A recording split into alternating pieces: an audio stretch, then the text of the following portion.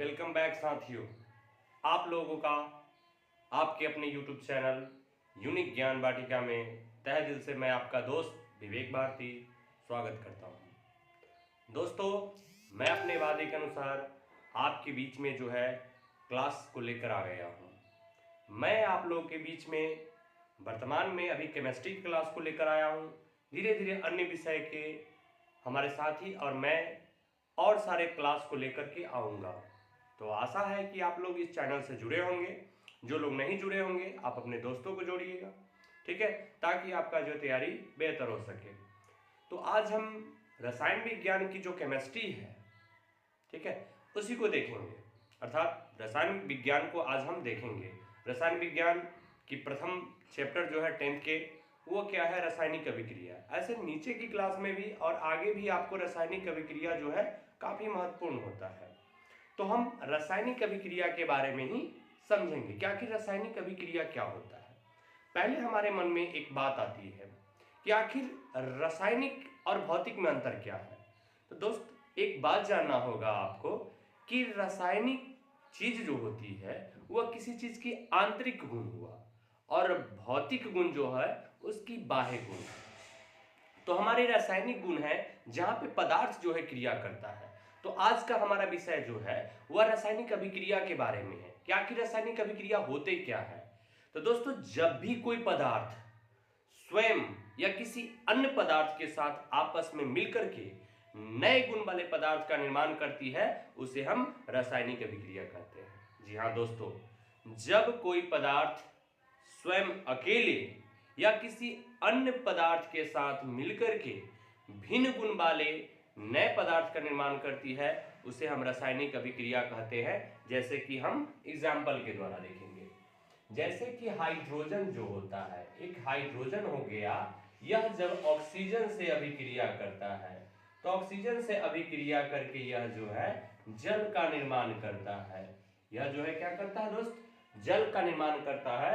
यहाँ पे हाइड्रोजन एक तत्व है और ऑक्सीजन एक तत्व है जो आपस में क्रिया करके जल का निर्माण करता है।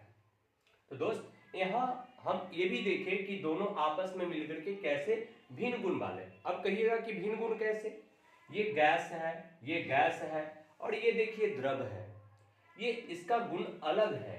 तो ये क्या है, ये रासायनिक अभिक्रिया है।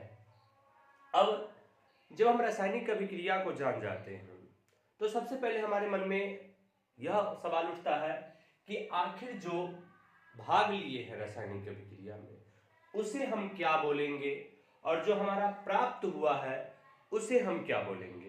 तो दोस्तों, एक बात देखेंगे, जो भी रासायनिक अभिक्रिया में भाग लेते हैं तो रासायनिक अभिक्रिया में भाग लेने वाले पदार्थों को हम अभिकारक बोलते हैं। क्या बोलते हैं, अभिकारक। अभिकारक क्या बोलते हैं दोस्त, अभिकारक। और जो हमें प्राप्त होते हैं, अर्थात जल हमारा प्राप्त हुआ तो जल हो गया हमारा प्रतिफल। तो यहां से भी एक चीज आया आपको समझ में कि जो रासायनिक अभिक्रिया में भाग लेते हैं उसे हम अभिकारक कहते हैं और जो प्राप्त होते हैं उसे हम क्या कहते हैं, प्रतिफल। दोस्त, यहां से एक बात और आपको समझनी होगी कि आखिर रासायनिक अभिक्रिया में ये अभिकारक और प्रतिफल बने, अर्थात कि अभिकारक जब मिले तो प्रतिफल बने, कुछ तो बदलाव हुआ ना। तो ये रासायनिक अभिक्रिया की विशेषता होती है। जो रासायनिक काम होने के बाद जो है जो बदलाव हुआ उसी को तो हम रासायनिक अभिक्रिया की विशेषता कहते हैं। जैसे देखिएगा, रासायनिक अभिक्रिया में दो पदार्थ मिले और जल बने, तो यहां हमारा क्या है कि अवस्था परिवर्तन। ये क्या है, ये गैस है, हाइड्रोजन क्या है, हमारा गैस है, और क्या है, ऑक्सीजन भी क्या है, तो गैस है। और गैस गैस के जुड़ने से हमारा क्या होता है, तो हमारा प्राप्त हुआ जल।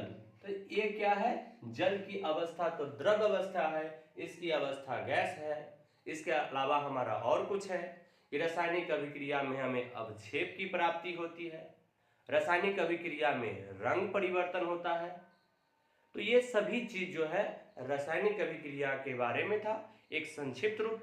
तो आशा करते हैं कि आज की क्लास में आपको रासायनिक अभिक्रिया समझ में आ गया होगा। थैंक यू, धन्यवाद।